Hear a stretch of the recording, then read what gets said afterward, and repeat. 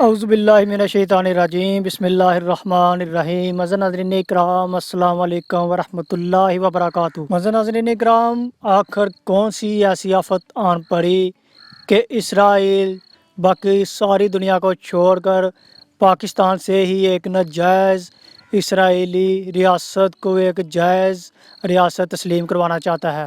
آخر ایسا کیوں ہے کہ پاکستان میں ہونے والے ہر فساد اور فرقہ واریت سے بھرپور معاملات کے پیچھے اسرائیل کا ہی ہاتھ کیوں ہوتا ہے؟ معزز ناظرین اکرام، یاد رہے اسرائیل اور پاکستان دو ایسی ریاستیں ہیں جو ایک ہی نظریے پر مبنی ہیں، پاکستان اسلام کے نظریے پر اور اسرائیل یہودی اور صہیونیت کے نظریے پر بنی ہے، اور یہ نظریات ہمیشہ سے ہی ایک دوسرے کا الٹ رہے ہیں اور ان کا ہمیشہ سے ہی ہر دور میں ٹکراؤ ہوتا رہتا ہے۔ معزز ناظرین اکرام، مزید ویڈیو شروع کرنے سے پہلے نئے آنے والے دوستوں سے گزارش ہے کہ وہ ہمارے چینل کو سبسکرائب کریں اور آنے والی اچھی خبروں سے واقف رہنے کے لیے بیل کے آئیکن پر کلک کر کے آل کے آپشن کو سلیکٹ کر لیں۔ معزز ناظرین اکرام، کیا پاکستان کے وقت ہی یہ اعلان کر دیا تھا کہ پاکستان کبھی بھی اسرائیلی متنازع مملکت کو تسلیم نہیں کرے گا،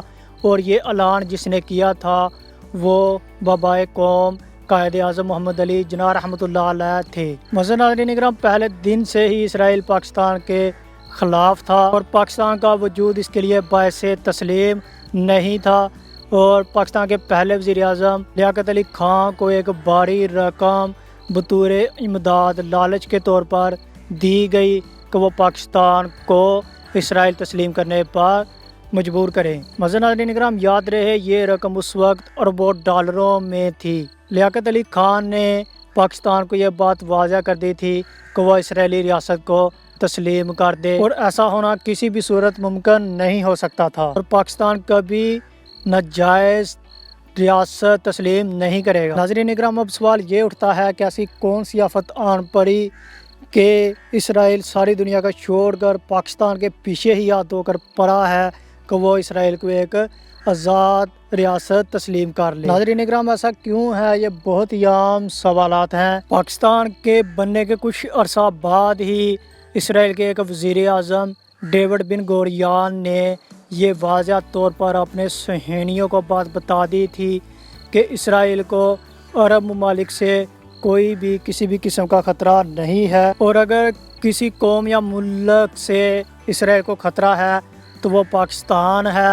اگر اسرائیل کو گریٹر اسرائیل بنانا ہے تو پاکستان کو مٹانا ہی پڑے گا۔ حاضرین اکرام، صہیونیوں نے گوریان کی یہ لائن نسل در نسل پروان چڑھائی، ابھی تک پاکستان کو مٹانے کے لیے نت نئے حربے تلاش کر رہے ہیں۔ ناظرین اکرام، اسرائیل نے اپنی چالاکی سے عرب ممالک میں فحاشی اور عیاشی پھیلا دی، اور ایسا زہر گھولا گیا کہ وہ اسرائیل کے خلاف بولنا بھی زہر لگتا ہے۔ عرب ممالک کو یہودیوں کی بین الاقوامی سرمایہ دارہ کمپنیوں نے ایسا تہس نہس کر دیا کہ عربوں کو ان سب چیزوں سے دوری موت لگتی ہے۔ پاکستان کو ہر قسم کا لالچ دینے کے بعد آخرکار تنگ آ کر اسرائیل نے انڈیا کے ذریعے رات کے اندھیرے میں پاکستان پر حملہ کر دیا، اور اس جنگ میں ہندوستان کی اسرائیل نے ہر قسم کی مدد کی،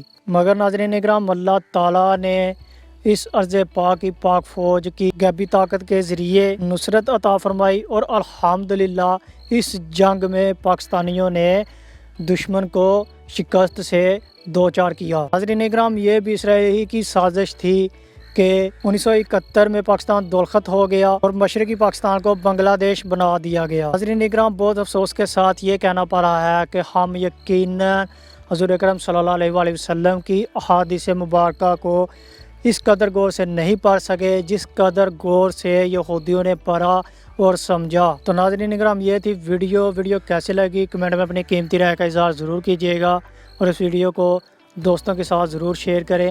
آج کے لیے اتنا ہی، دو اجازت، ملتے ہیں اگلی نئی ویڈیو میں۔ اپنا بہت سارا دھیان رکھیے گا، دعا میں یاد رکھیے گا۔ اللہ حافظ۔